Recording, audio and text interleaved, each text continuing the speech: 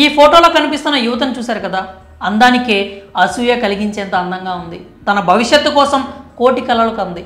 వాటిని నెరవేర్చుకునే దిశగా ప్రయత్నాలు ప్రారంభించింది. మోడల్గా కెరీర్ స్టార్ట్ చేసింది. జీవితంలో ఉన్నత శిఖరాలు అధిరోహించాలని భావించింది. కాకపోతే తప్పటడుగులు వేసింది. అదే ఆమె పాలిట శాపమైంది. ఇంతందం భూమి మీద ఉండడం కొందరికి నచ్చలేదు. అందుకే అత్యంత దారుణంగా ఆమెను హతమార్చారు. మూడో కంటికి తెలియకుండా శవాన్ని మాయం చేసే ప్రయత్నం చేస్తూ అడ్డంగా దొరికిపోయారు. హర్యానాలోని గురుగ్రామ్లో ఈ దారుణం వెలుగు చూసింది. నగరంలోని ఓ హోటల్ గదిలో 27 ఏళ్ల యువతి దారుణ హత్యకు గురైంది. మృతురాలిని మాజీ మోడల్ దివ్య పహుజాగా గుర్తించారు. నిందితులు ఆమెను దారుణంగా హత్య చేయడమే కాక డెడ్ బాడీని మాయం చేసే ప్రయత్నం చేశారు. కానీ అడ్డంగా దొరికిపోయారు. హత్యకు గురైన దివ్య పహుజా మాజీ మోడల్ మాత్రమే కాక ఓ గ్యాంగ్స్టర్ గర్ల్ ఫ్రెండ్. అతడే సందీప్ గడోలి. అయితే గురుగ్రామ్ పోలీసులు 2016 ఫిబ్రవరిలో ముంబైలోని ఛత్రపతి శివాజీ అంతర్జాతీయ విమానాశ్రయం సమీపంలోని ఓ హోటల్లో ఉన్న సందీప్ను బూటకపు ఎన్కౌంటర్ పేరుతో చంపినట్లు ఆరోపణలు వచ్చాయి.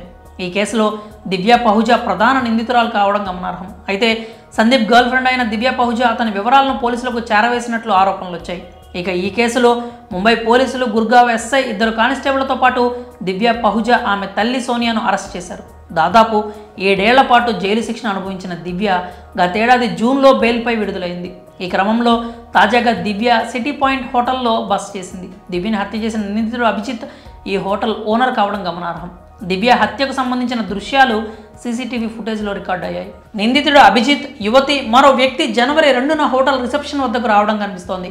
అక్కడి నుంచి 111వ నంబర్ రూమ్కి వెళ్లారు. ఆ తర్వాత ఏం జరిగిందో ఏమో ఎవ్వరికీ తెలియదు. కానీ రాత్రి అభిజిత్ మరికొంతమంది దివ్య మృతదేహాన్ని దుప్పట్లో చుట్టి ఆమె బస చేసిన రూమ్ నుంచి బయటకు లాక్కెళ్లడం, ఆ తర్వాత నిందితుడు హోటల్ నుంచి BMW కారులో పారిపోవడం సీసీటీవీలో రికార్డ్ అయింది. పోలీసులు మృతదేహాన్ని గుర్తించేందుకు పంజాబ్, ఇతర ప్రాంతాల్లో గాలింపు చర్యలు చేపట్టారు. అభిజిత్, అతని హోటల్లో పనిచేసే ప్రకాష్ ఇంద్రజ్లు అనే మరో ఇద్దరిని కూడా గురుగ్రామ్ క్రైమ్ బ్రాంచ్ పోలీసులు బుధవారం అరెస్ట్ చేశారు. దివ్య హత్యకు స్కెచ్ వేసిన అభిజిత్ ఆమె మృతదేహాన్ని ఎవరికి దొరకకుండా పడేసేందుకు తన ఉద్యోగులకు 10 లక్షల రూపాయలు ఇచ్చినట్లు పోలీసులు తేల్చారు.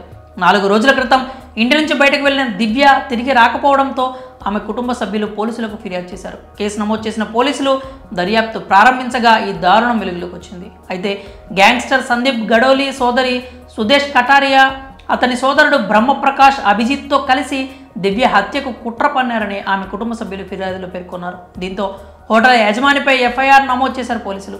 సీసీటీవీ ఫుటేజ్ ఆధారంగా కేసు దర్యాప్తు చేస్తున్నారు.